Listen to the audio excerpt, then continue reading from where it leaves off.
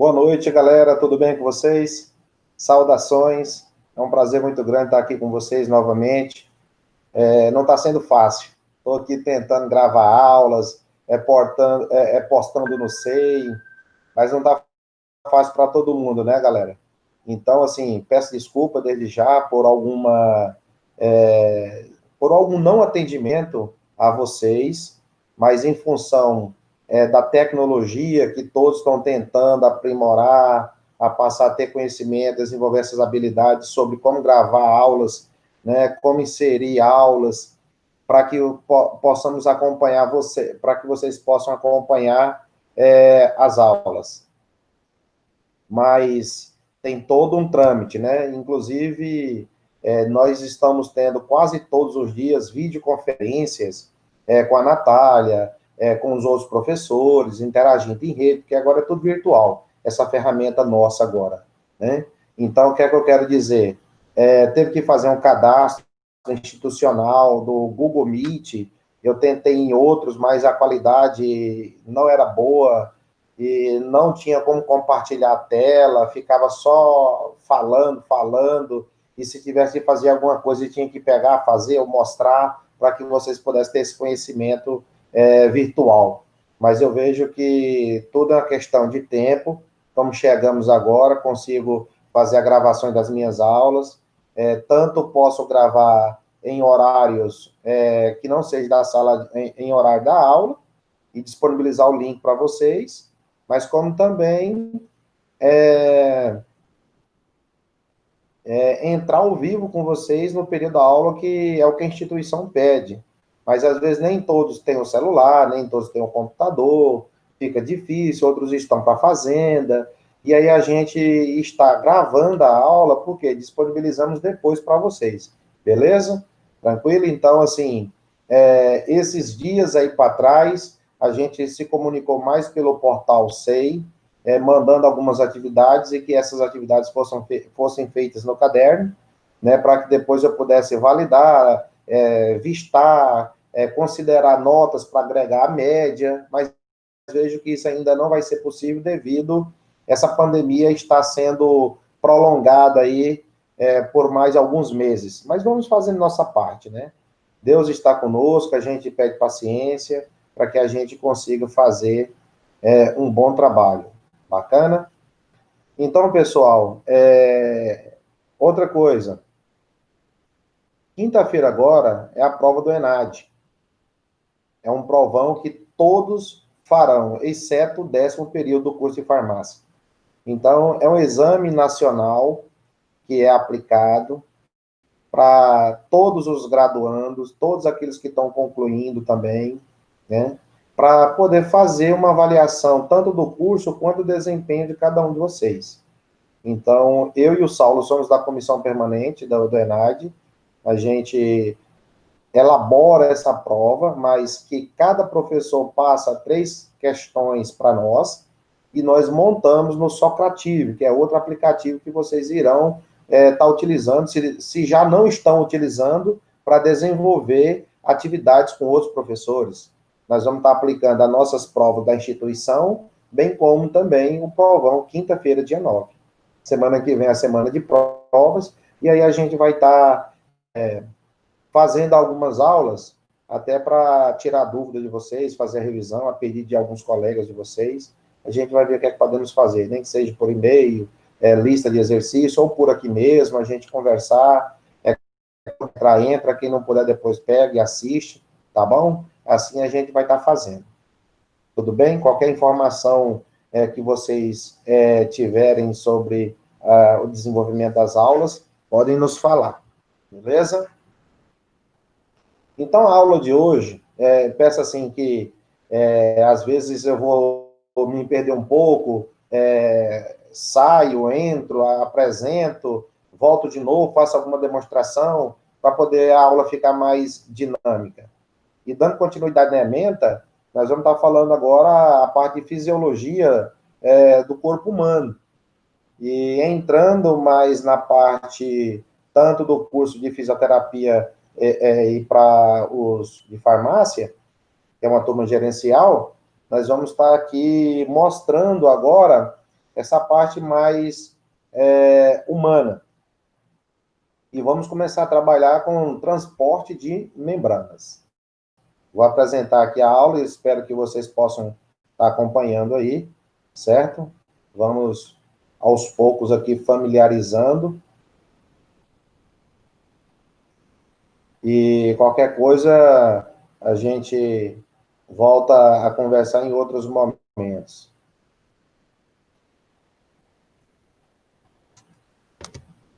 Então, galera, é o seguinte: transporte de membrana plasmática é o nosso conteúdo para a aula de hoje, onde vamos apresentar alguns transportes que a membrana faz de maneira passiva e ativa, certo? E para compreender esse mecanismo que a membrana realiza, a gente vai fazer aqui uma retomada com alguns tópicos sobre a questão da célula. Temos aqui uma estrutura celular de um ser eucarionte. A gente vai diferenciando aí no decorrer da aula, aonde essa célula eucarionte, ela apresenta núcleo organizado, significa dizer que tem material genético guardado em um núcleo. Esse núcleo possui um envoltório, antigamente chamado de, vocês lembram? Carioteca, né, a parte que reveste, né, o núcleo, bem como todo o citoplasma e essas organelas que estão mergulhadas no interior da célula é protegida por esta membrana plasmática, essa membrana também celular, certo? Então, nós temos aqui uma célula eucarionte, que diferencia das procariontes, que te apresenta a seguir, onde cada estrutura dessa a gente chama de organelas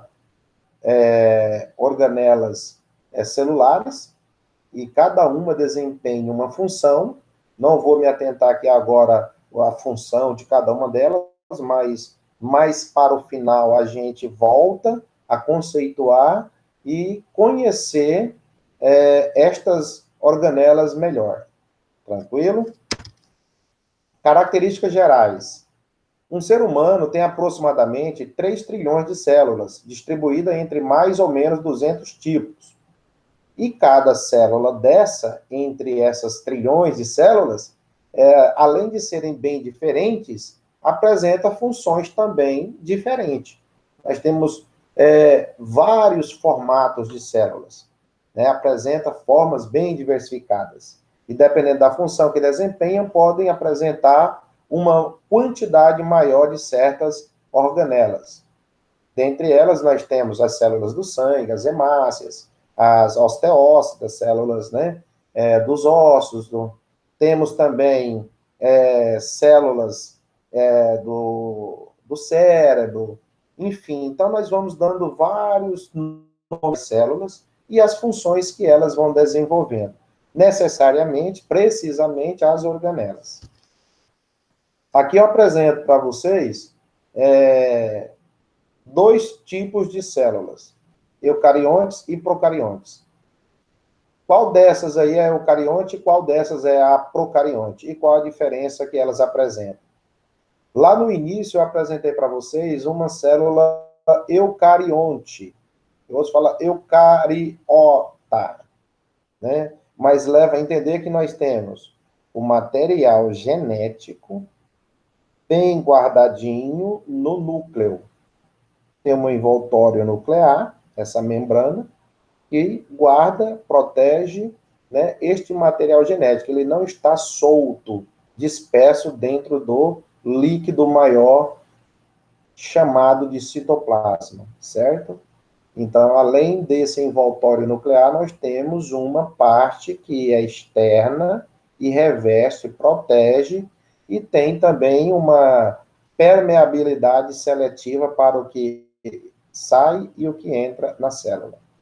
Do lado aqui, nós temos uma célula procarionte, de seres procariontes, porque o material genético agora, vocês percebem que ele está solto. Tá, esse emaranhado aqui, esses filamentos, sim, mas é um material genético que não tem uma proteção como as eucariontes. Por isso que a gente fala que é núcleo organizado, né? Onde tem um material genético bem guardadinho. E a diferença maior é essa. E quem faz parte aqui é o reino Monera. É o reino das bactérias e as cianobactérias, que tem uma grande diferença para as eucariontes. E aqui eu tenho reino animal, tenho o reino protista, tem o reino também, fugiu o nome, fungi, entre outros reinos, né? Animal, vegetal, protista, reino fungi. Então, eles têm material genético guardado dentro do núcleo. E já os procariontes não têm esse núcleo individualizado. Como diferença, apresenta aqui a tabela com a diferença, para que a gente possa ir vendo eucarionte e procarionte. O que é que os seres eucarionte, como nós fazemos parte desse reino animal, então nós temos o quê? Membrana plasmática. Os procariontes também têm membrana plasmática, reveste a célula. Membrana nuclear, eucarionte tem, como eu falei para vocês, antigamente chamado de carioteca, ou hoje nós chamamos de envoltório nuclear. E já os procariontes, né, as bactérias, as árqueas, as cianobactérias, algas azuis, então elas não apresentam o quê? Essa membrana nuclear. Citoplasma, todos os dois têm, né? Todas essas duas células que representam esses seres que já foram citados numa uma grandeza maior chamada de reino. Ribossomos, todos têm. Ribossomos responsáveis, são organelas responsáveis pela síntese de proteínas, né? Dentre uma dessas funções. Material genético, todas têm. Organelas membranosas, então, as eucariontes sim, e as procariontes não têm organelas membranosas. É conhecida, né? A célula vegetal, ela tem um formato de um hexágono, né? Tem uma parede celular, a gente já lembra de celulose. Do lado de cá, a gente olha para uma célula eucarionte, uma célula animal, né? Nossas células com esse formato aqui, tá? Esse formato de visão que vocês têm, mergulhado várias organelas aí dentro. E aí você veja a diferença entre elas. Membrana plasmática, as duas possuem. Parede celular, olha só, a vegetal tem, animal não tem. O que é que elas têm? Membrana plasmática. Além da membrana plasmática, as células vegetais apresentam a parede celular, que dá uma forma mais rígida, consistente, né, para a célula das plantas. E vacúolos grandes, sim, para os vegetais, e não temos vacúolos grandes para os animais. Esses vacúolos aqui, gente, eles têm uma função contrátil, uma pulsação contrátil, né? A gente vai ver mais para frente a questão, por exemplo, o paramécio, um protozoário de água doce, aonde tem essa permeabilidade por meio da membrana, e o vacúolo é uma organela, digamos assim, de grande importância para elas, para poder fazer com que a água saia do seu interior, né? De um meio que a gente vai chamar depois hipertônico para o hipotônico, tá? Tratando, no caso, desse paramécio aí. Mais na frente a gente aborda isso. Citoplasma, todos os dois têm, né? Cloroplasto é exclusivo de quem? Dos vegetais, que são responsáveis pela a reação da fotossíntese. Material genético todos têm, e centríolos os vegetais não apresentam, e os animais sim, que são responsáveis pela meiose e mitose, a divisão celular. Aqui chegamos, né, um momento, né, muito importante, e quero que vocês prestem bastante atenção, a membrana plasmática. Ela é composta essencialmente por uma bicamada lipídica ou uma bicamada fosfolipídica, formada por proteínas e glicídios, compondo o glicocálix de células animais. Os fosfolipídios conferem fluidez à membrana plasmática. Então, nós temos um mosaico fluido, que ele fala, né? Porque nós temos um fluido, neste caso, o líquido, que dá uma deformação à membrana, né, plasmática, em função desse movimento de moléculas que ficam permeando tanto a parte extracelular como a intracelular.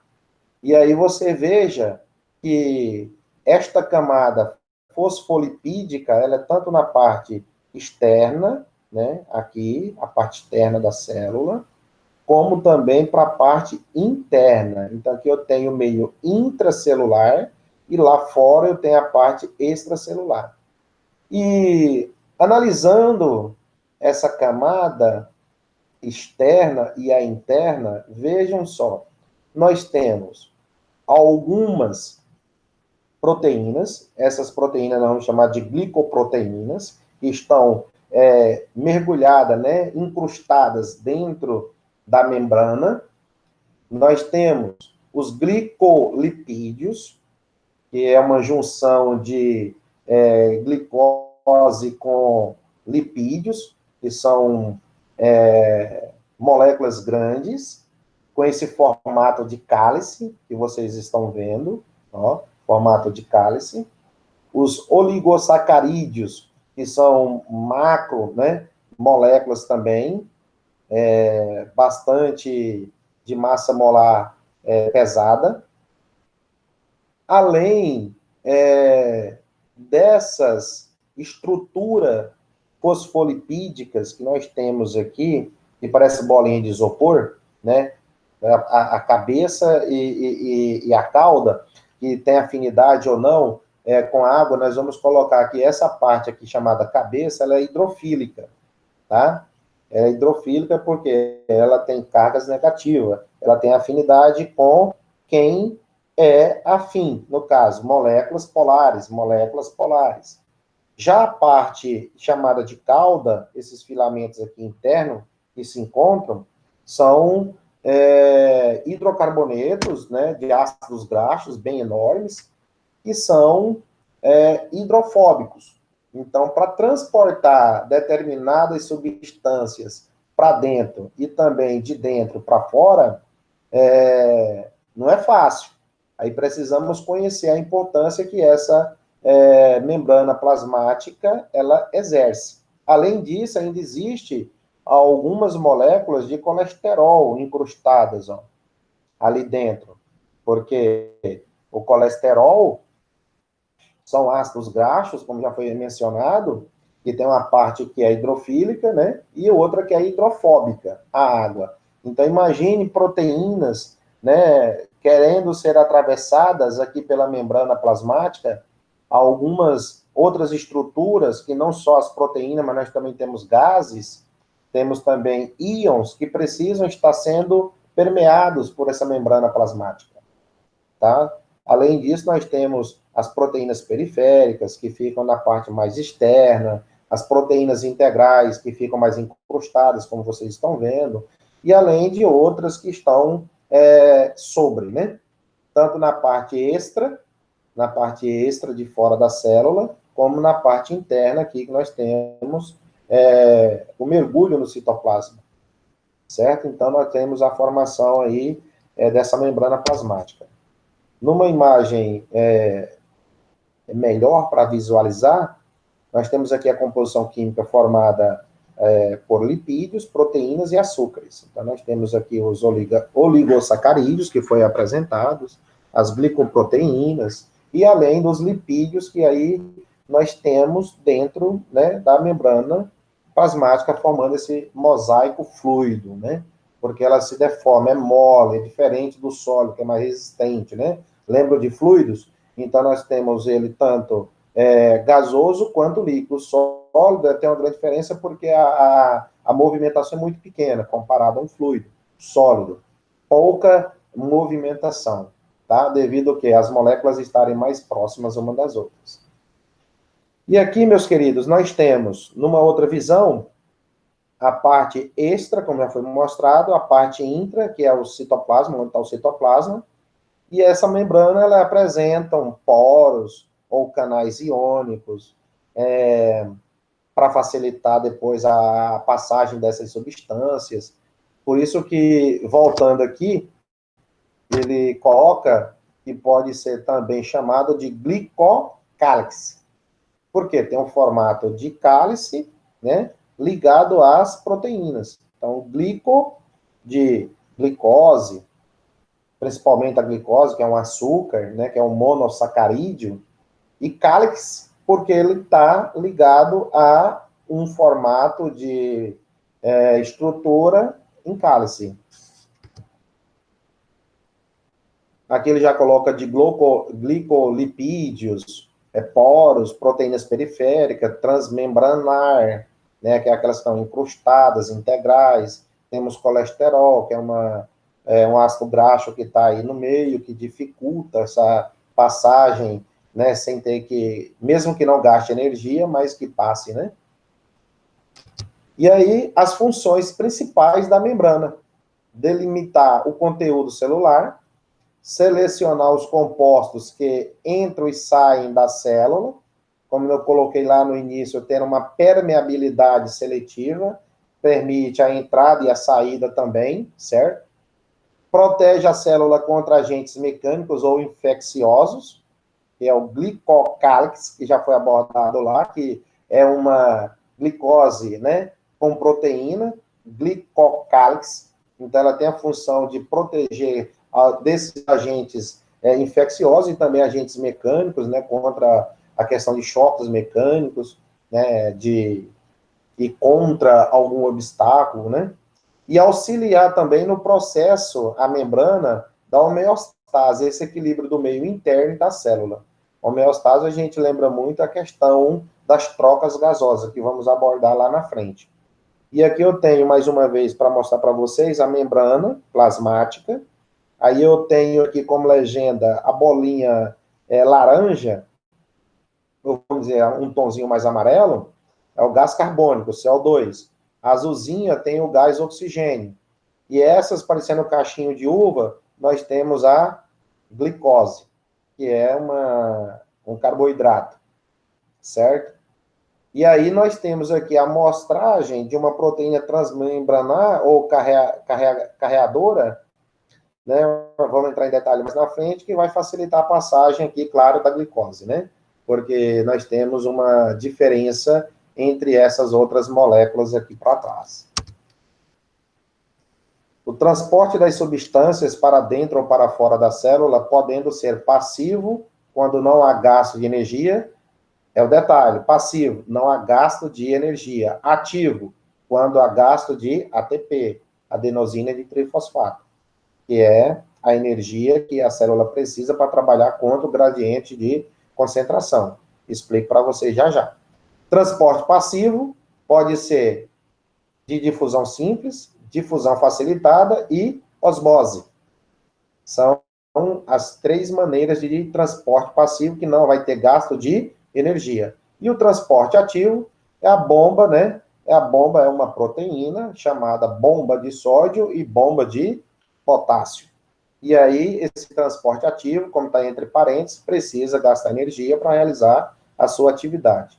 Tá bom? Aí eu tenho aqui a foto, mais uma vez, mostrando meio extracelular e o meio intracelular, com algumas estruturas que vão facilitar esse transporte.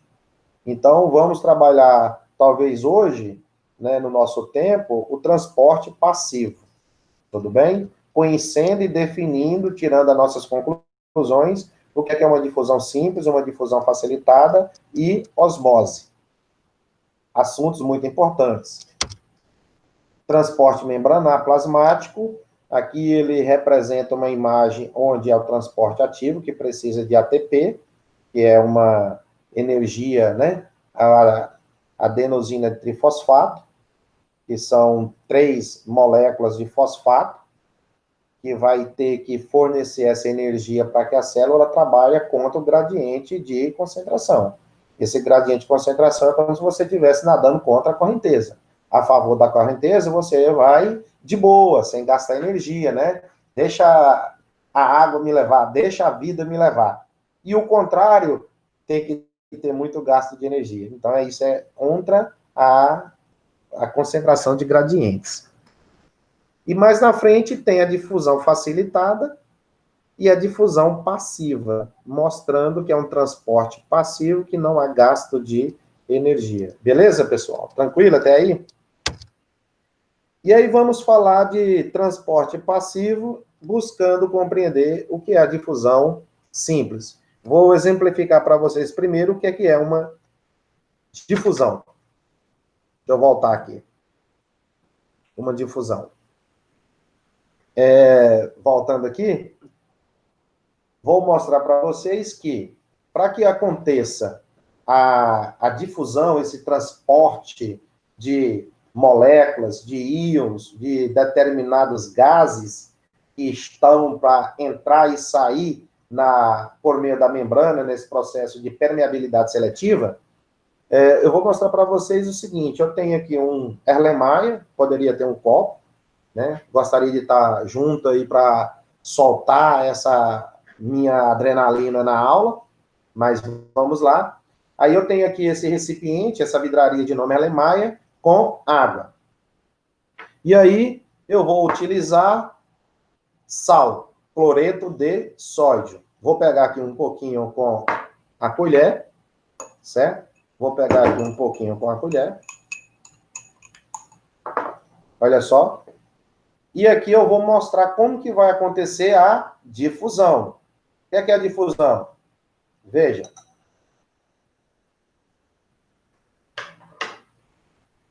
A gente espera que todo esse sal que foi colocado, ele se espalhe, ele se dissolva. Por quê? A água é o solvente. Então, quando você colocou o cloreto de sódio, que é uma das substâncias que precisa também estar sendo permeado lá pela membrana, que aí eu tenho o sódio e tenho o cloreto, né? Cloreto negativo, Cl-, e o sódio Na+, que é um cátion. Juntando, eu tenho o cloreto de sódio. E aí, quando eu coloco o sal de cozinha e faço essa adição, percebe que há uma difusão. Conceito bem simples: espalhar, dissolver, ocupar aquele espaço. Deu para entender? Essa é uma difusão. Uma difusão. É uma demonstração simples, mas que vale ao entendimento do conceito bem tranquilo. Espalhar, né, sair de um ponto que está muito apertado, concentrado, e espalhar, procurar outros ambientes, outro espaço que eu possa estar mais afastado, como aconteceu aqui, a água sendo o nosso solvente e o sal de cozinha sendo o nosso soluto. Soluto. Nós vamos considerar aqui o sal de cozinha. Soluto é aquilo que passa a ser dissolvido em um solvente. No caso de corpo humano, nós estamos utilizando o solvente água. Não vamos pensar em gasolina, álcool, tiner, entre outros solventes. Fisiologia do corpo humano, o solvente universal, água. Beleza? Joinha? E o que a gente coloca aqui dentro é o soluto. Pode ser a glicose, pode ser o cloreto de sódio, né, que quando coloca em água ele dissocia Na+, Cl-. Posso ter o potássio, posso ter, entre outros íons, e eu possa fazer a demonstração da difusão. Vou dar vários exemplos de difusão para a gente entender, beleza? Eu tenho aqui esse spray, que todo mundo conhece e faz uso. Eu tenho um spray. Quando eu apertar, o que é que vai acontecer? Vai borrifar esse líquido que está aqui dentro. Então, ele vai espalhar pelo quarto, pela sala, pela área, e todos vão passar o quê? A inspirar e sentir o cheiro desse spray. Então, ele sai de um ponto, vamos dizer assim, lá dentro, bem apertadinho, concentrado, e vai para um lugar que é mais espaçoso, uma área maior que pode se disseminar. Vejam só. Daqui a pouco vocês vão sentir aí. Beleza? Então, olha só, todo mundo procurando aí, né? Chegou aqui ainda não. Olha o cheirinho, como é que tá? Então, o que é que aconteceu? Você passa a sentir esse aroma também. Por quê? Ele foi disseminado, dissipado. Porque saiu de um meio mais, mais concentrado, eu quero dizer hipertônico, e foi para um lugar, para um meio mais hipotônico, mais livre. Certo? Ficou claro o conceito? O que é difundir dentro da nossa biofísica? É simplesmente espalhar. Sair de um ponto mais concentrado e para um ponto menos concentrado. Correto? Dando a ideia de difusão. Vamos pensar o seguinte. Você está dentro da sala de aula. Todo mundo lá está apertadinho, tá? Dentro da sala de aula, belezinha? Tranquilo? Então vamos fazer o seguinte. De repente, vem um e solta o quê? Um peido. O que aconteceu? Todo mundo ficou desesperado. E só tem uma porta de emergência, uma porta de entrada e a de saída. É a mesma porta, certo? E todo mundo sentindo o peidinho, o quê? Alemão.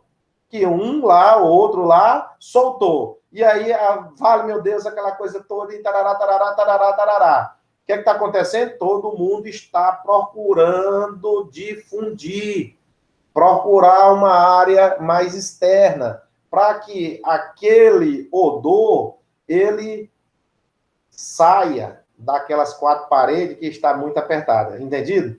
E aí você vai para fora, o outro vai lá para fora, o outro vai lá para fora, e vai tomando pontos distante, distante, distante, distante. O que é que aconteceu? Como se fossem as moléculas saindo de algo que é muito mais apertado, muito mais concentrado, hipertônico, tá? Não esqueça desses termos. É um meio mais concentrado. E aí as pessoas, né? Essas substâncias, essas moléculas, elas começam a distanciar, sair desse ponto para um menos concentrado, aonde todos possam estarem mais distante um do outro. Esse fluido, ele vai distanciando, correto?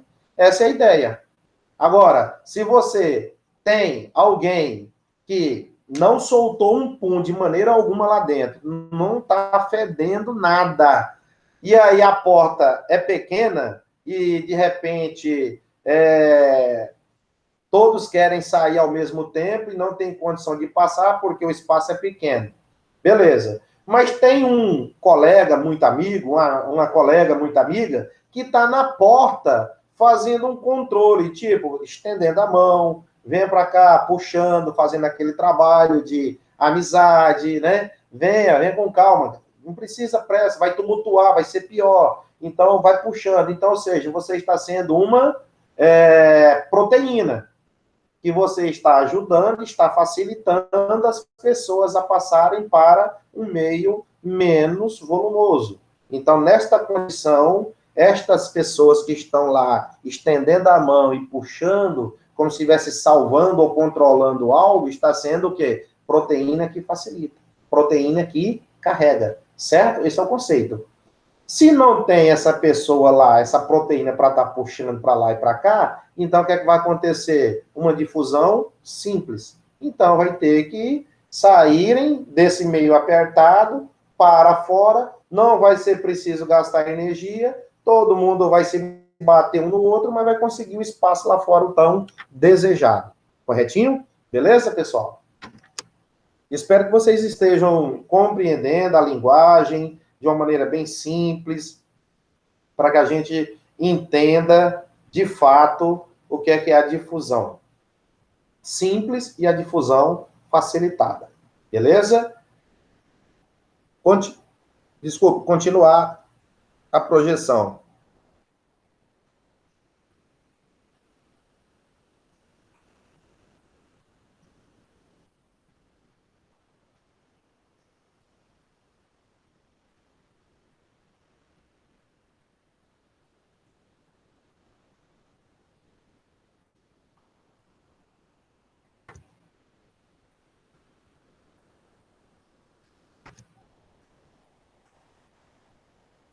Só um minutinho. Estou tentando pegar a projeção lá onde nós paramos. Estava apresentando para todos vocês. Era aqui, né? A função da nossa membrana.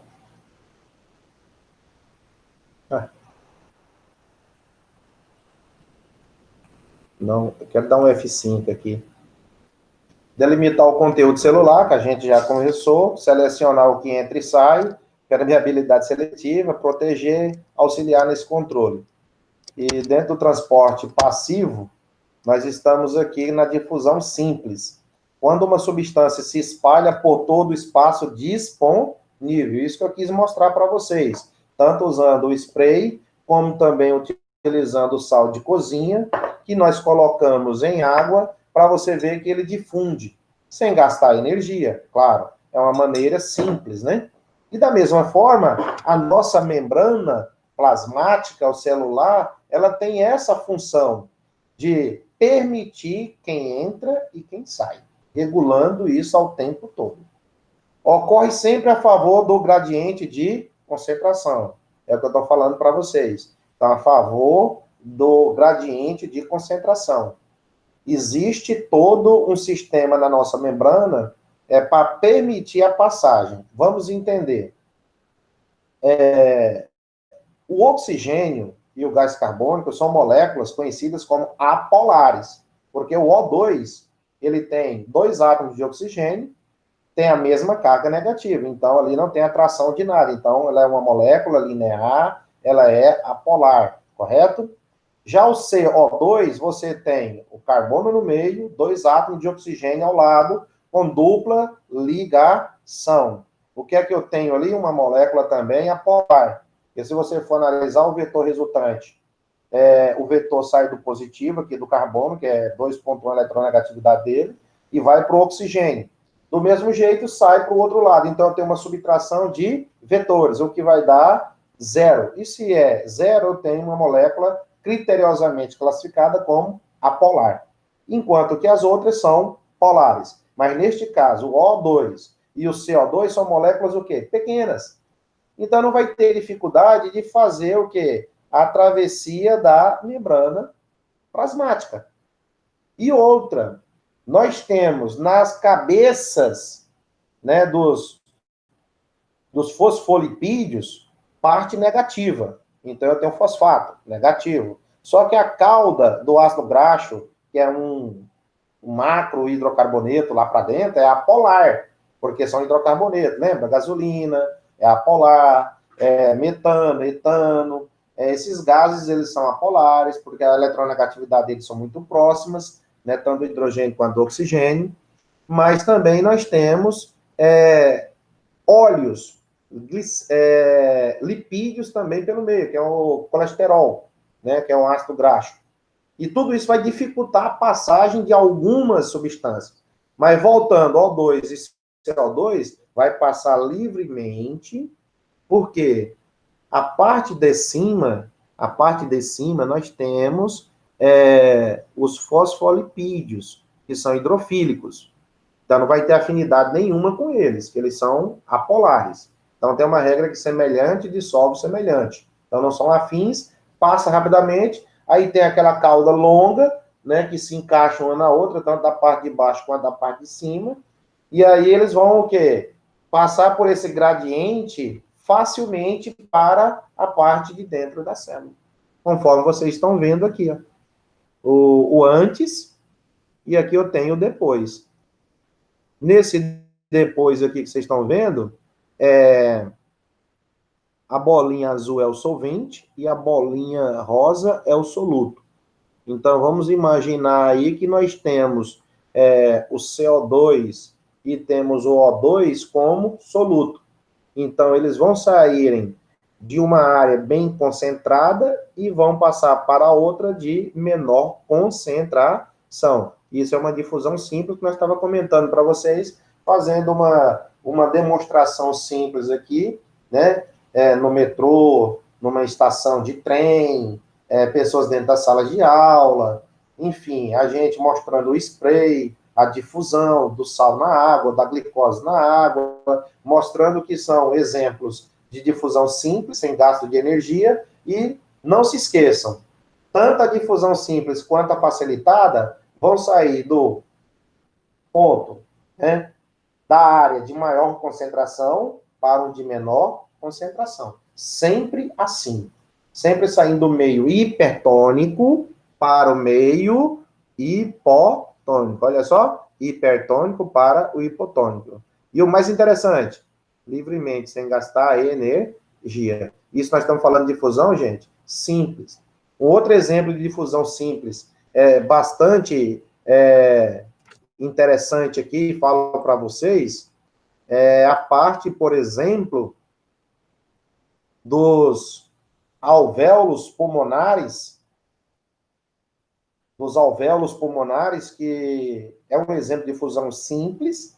Por quê? Aonde é que eu tenho mais gás e oxigênio, né? Eu não, vamos dizer, a célula, né? Vamos imaginar aqui, eu tenho os alvéolos pulmonares, que são regiões muito micro, né, dentro do pulmão, e nós temos os capilares, temos artérias, temos veias, enfim. Então, eu tenho sangue e tem alvéolos. Aonde é que eu tenho mais oxigênio? Nos alvéolos ou no sangue? Vamos dizer assim, do capilar.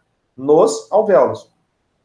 Então, o oxigênio lá dentro dos alvéolos, onde acontecem as trocas gasosas, a hematose, eles estão mais concentrados ou menos concentrados? Mais concentrados. E aí, o que é que vai acontecer? Eles precisam saírem de dentro dos alvéolos para os capilares sanguíneos. E os capilares sanguíneos em relação aos alvéolos, eles são o quê? Hipotônicos. E o que é que tem lá fora? Muito mais gás carbônico nos capilares. Porque precisa entrar, né, o oxigênio para o gás carbônico sair. Então, dentro dos alvéolos eu tenho mais O2 e dentro do sangue, que chega nesse capilar, eu tenho mais CO2. Então, se eu tenho no sangue CO2, então é hipertônico de CO2, mas é hipotônico de oxigênio. E lá dentro dos alvéolos, eu tenho um hipertônico de oxigênio e hipotônico de gás carbônico. Então, precisa fazer o quê? A troca. Então, o gás oxigênio migra para o capilar. E aí o oxigênio vai sendo levado para todos os tecidos. E o gás carbônico chega através, né, lembrando aqui das artérias, da artéria pulmonar, que ela chega e bifurca, né? Vai tanto para o pulmão esquerdo quanto para o pulmão direito. E lá dentro faz-se as trocas gasosas, volta por veias pulmonares, volta essas veias pulmonares para onde? Para o átrio esquerdo, né, o átrio esquerdo do nosso coração, e ali vai bombear para todo o corpo, devido à grande circulação, correto? E aí volta de novo para o coração por meio de átrio e ventrículo direito. E ali é o movimento da pequena circulação. Coração, pulmão, coração. E a grande circulação, você tem coração, corpo, coração. E aí a pequena. É pequeno, que é próximo, né? Certo? Entendeu? Aí você tem o quê? Uma difusão simples. Então, o oxigênio, ele precisa passar para o sangue para poder acontecer todo o abastecimento das células para a respiração celular. Então, é importante analisar essa parte aí das trocas gasosas, dos alvéolos, dos capilares. É muito importante você entender que não precisa gasto de energia. É simples, beleza?